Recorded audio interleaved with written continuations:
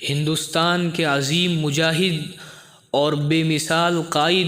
حضرت مولانا ابوالکلام آزاد علیہ الرحمہ فرماتے ہیں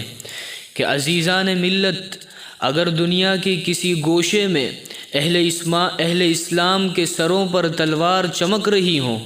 تو تعجب ہے اگر ہم اس کا زخم اپنے دلوں میں نہ دیکھیں۔ اگر اس آسمان کے نیچے کہیں بھی ایک مسلم کی لاش تڑپ رہی ہو تو لعنت ہے ان کروڑوں زندگیوں پر جن کے دلوں میں اس کی تڑپ نہ ہو۔ اگر کسی ملک میں مسلمانوں کے خون کا فوارہ چھوٹ رہا ہے تو ہمیں کیا ہو گیا کہ ہمارے دل و جگر کے ٹکڑے ٹکڑے نہیں ہوتے۔ اگر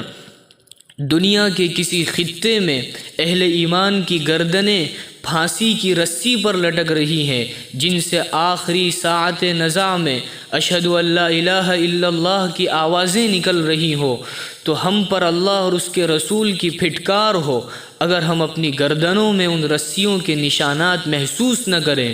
اگر دنیا کے کسی گوشے میں کسی مومن کے پاؤں میں کانٹا چبھ جائے تو قسم ہے خدائے پاک کی، ہندوستان کا مسلمان ہو نہیں سکتا جب تک کہ اس کی چبھن کو تلوے کی جگہ اپنے دل میں محسوس نہ کریں، اس لیے کہ ملت اسلامیہ جسم واحد ہے اور مسلمان خواہ کہیں بھی ہو یہ اس کے اعضاء اور جوارح ہیں۔